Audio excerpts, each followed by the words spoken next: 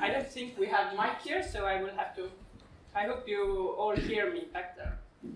And thank you, Ilya, for this introduction, and thank you for being part of organizing this really nice event. I each time really are looking forward to. And I came here today to talk about address data, which is just such an important core element in so many geospatial systems.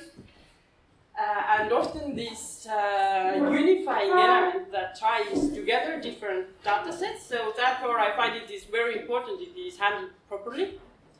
And I can just share Regio's experiences in what is important regarding address data and what are the challenges behind managing it.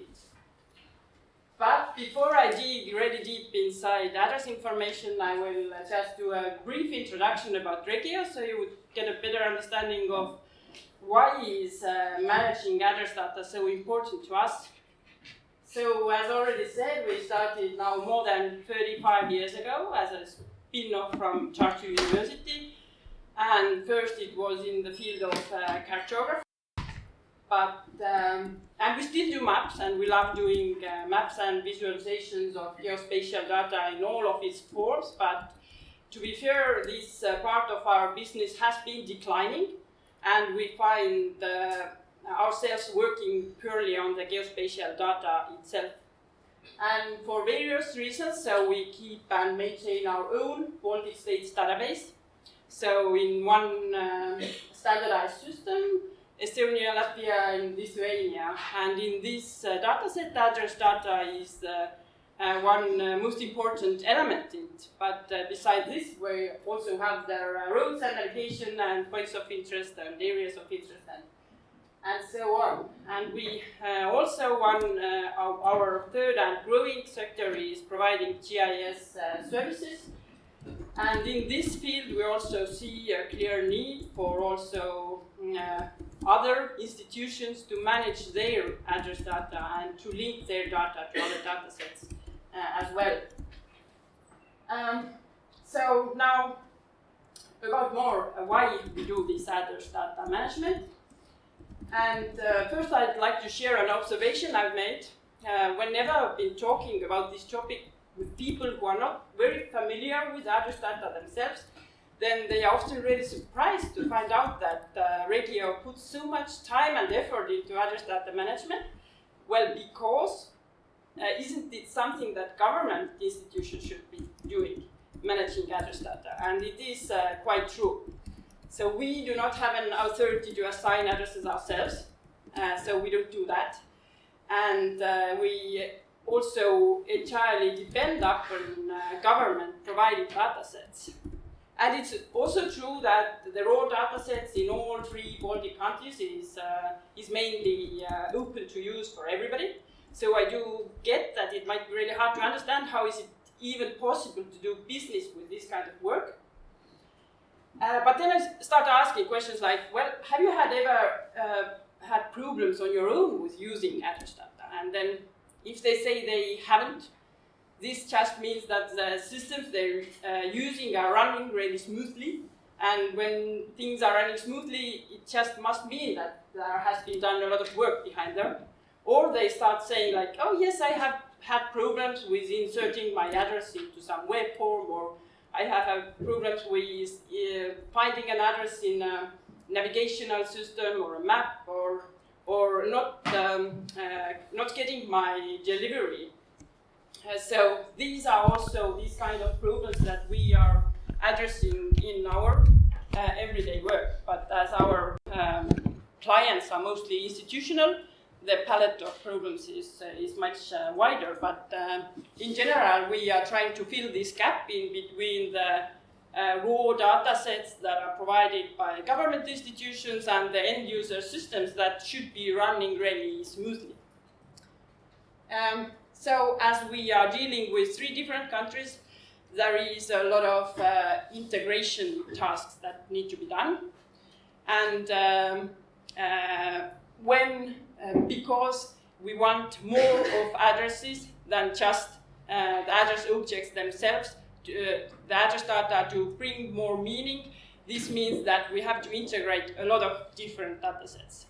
So this means a lot of different formats, different data structures, different access methods, different update frequencies, and so on and so on. So obviously there needs to be done a lot of standardization.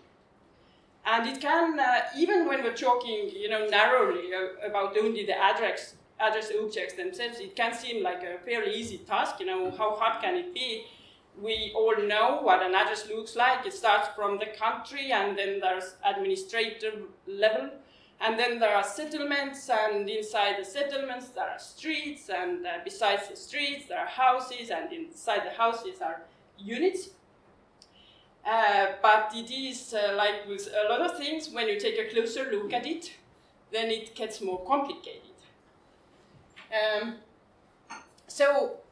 Then questions start to arise, and questions such as, well, how many administrative levels there are, and which of these levels should be treated the same in different countries?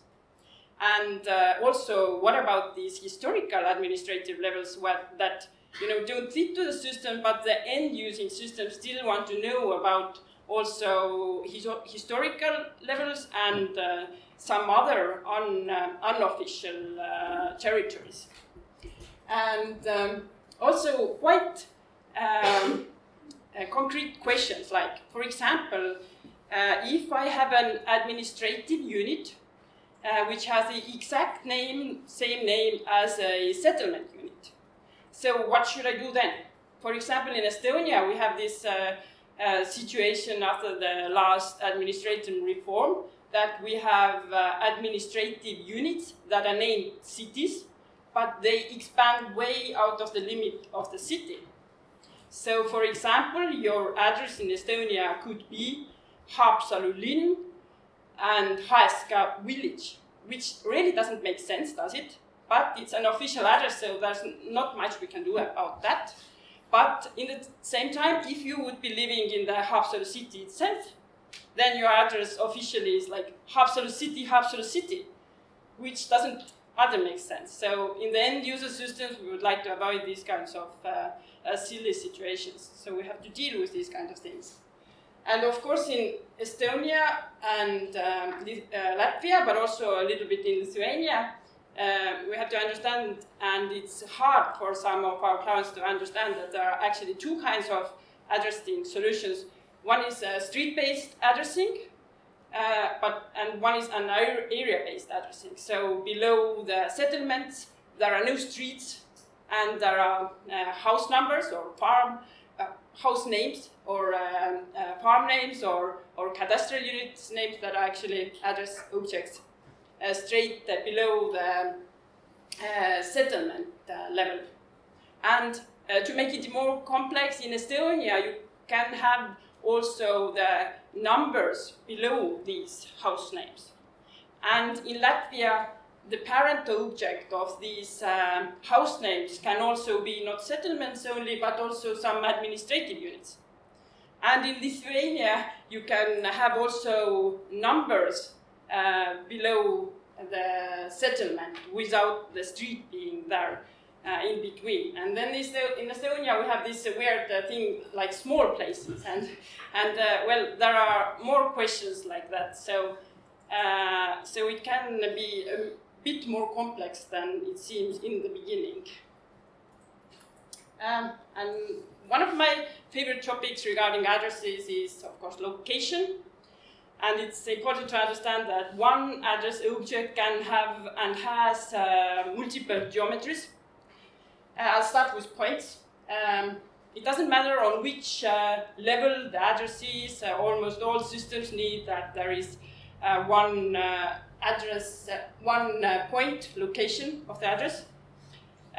Most of the cases it can be derived direct from the registers. In some upper levels it also have to be calculated based on other geometries.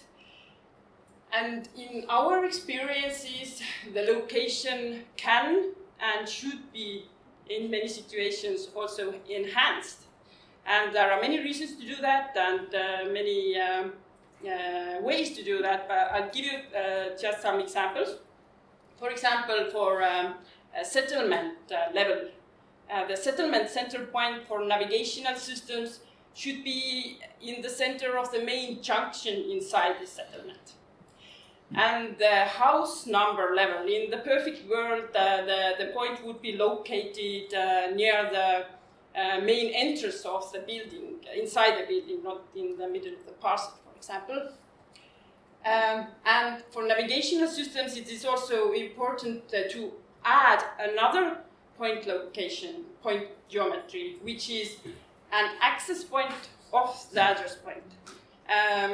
So this is the best place on the road network to access this address.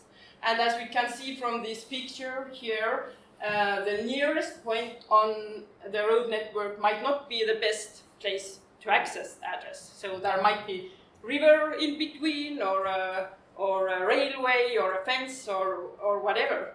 So these kind of other geographical features have to be taken into account when finding the access points.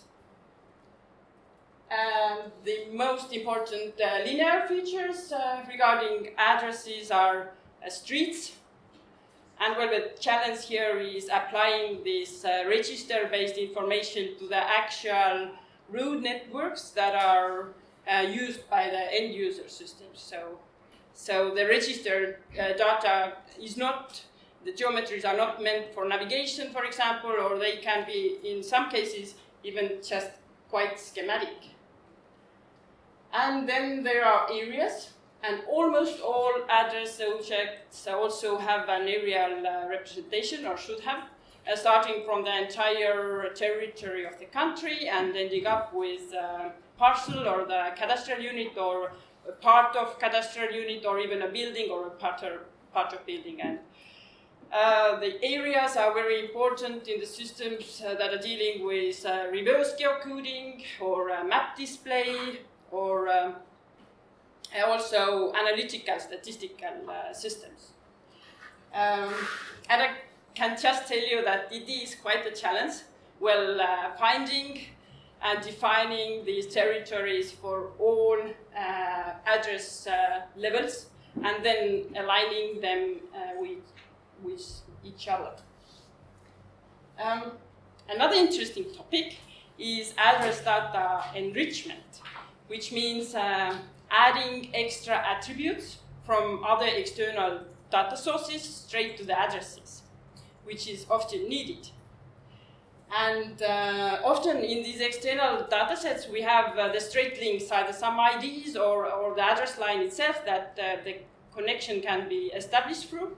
But when we have already very well located addresses and the external dataset is also georeferenced, then the connection can also be made via the location.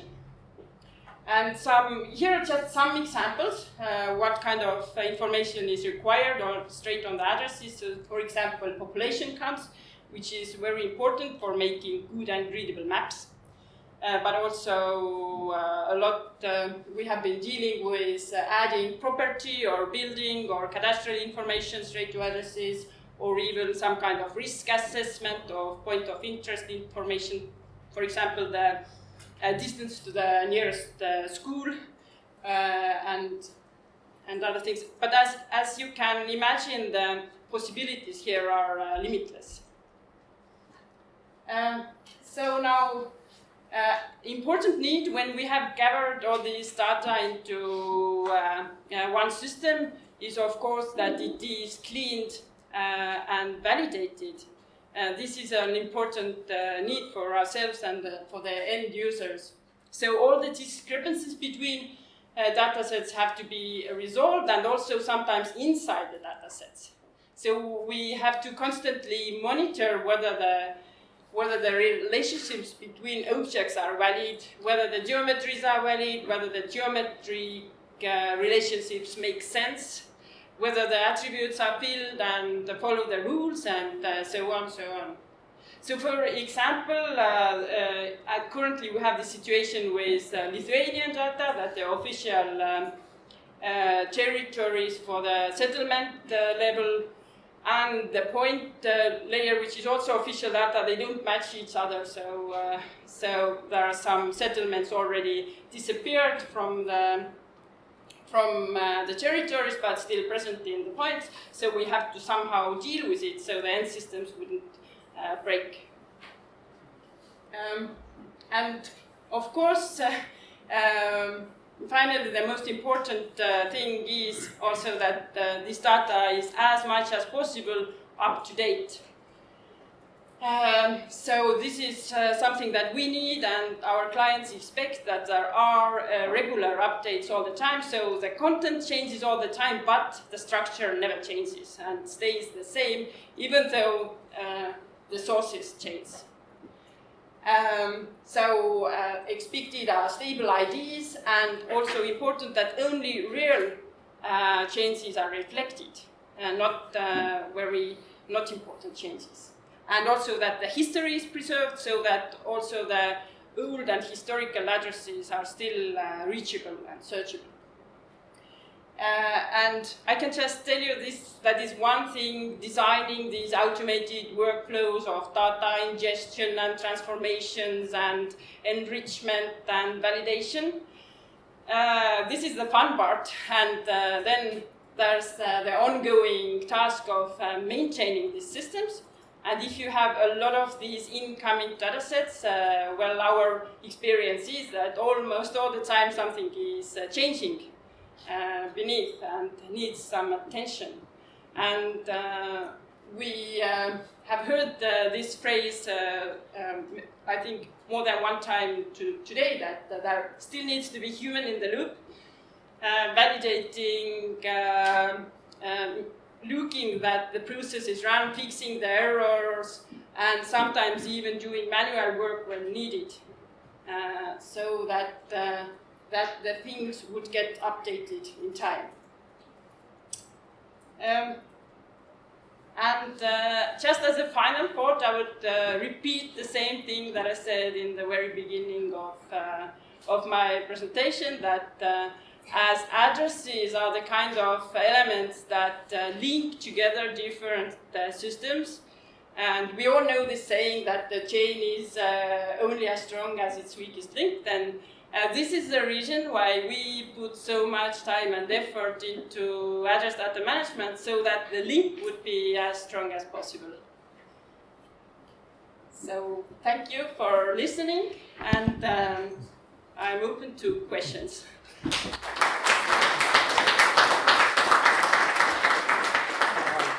Thank you, Püü. This was really interesting, how much work goes into managing address data.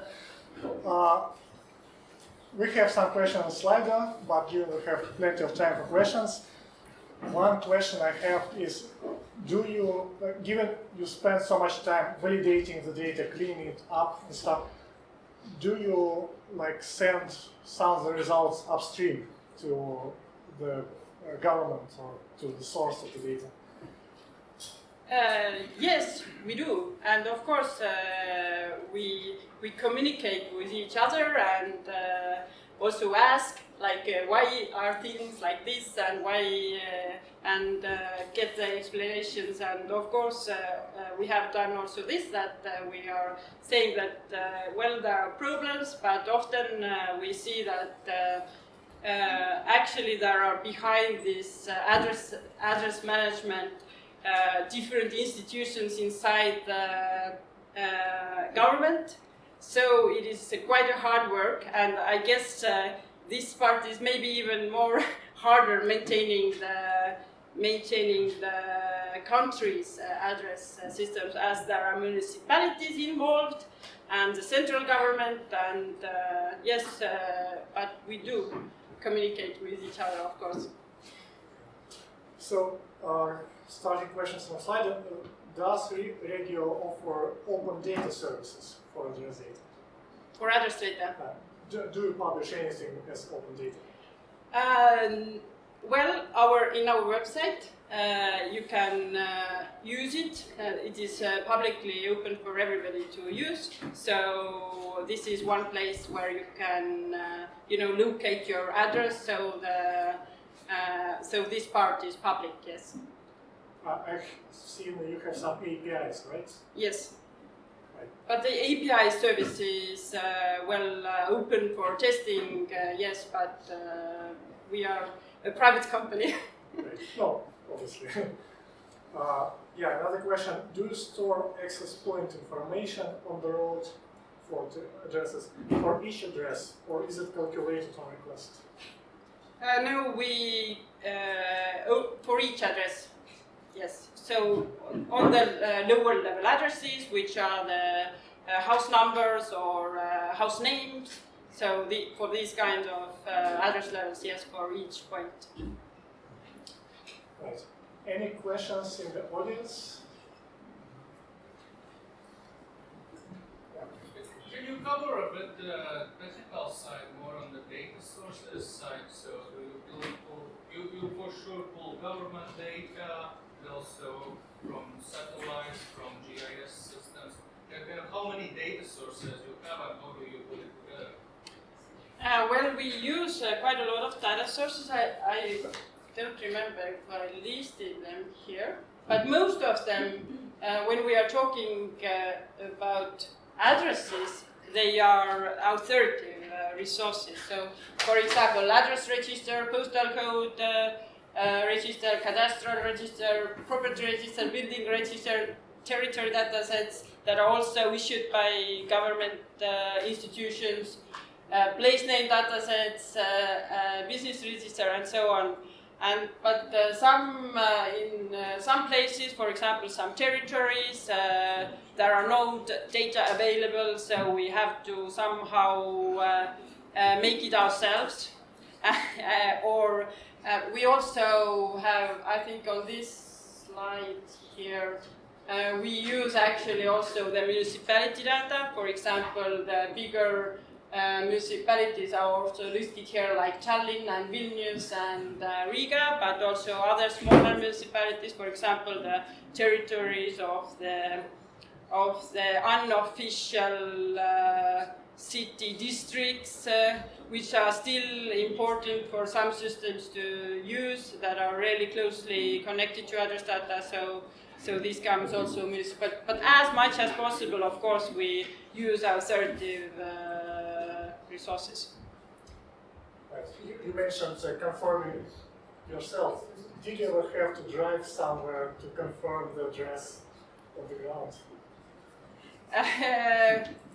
Well, I think in the old times, because we have such a long history of 35 years, so we have done a lot of work with addresses also before, but nowadays we don't drive through places to confirm addresses, but we do have partners who drive around anyway, so we can take a look at Street View and validate things theoretically also there.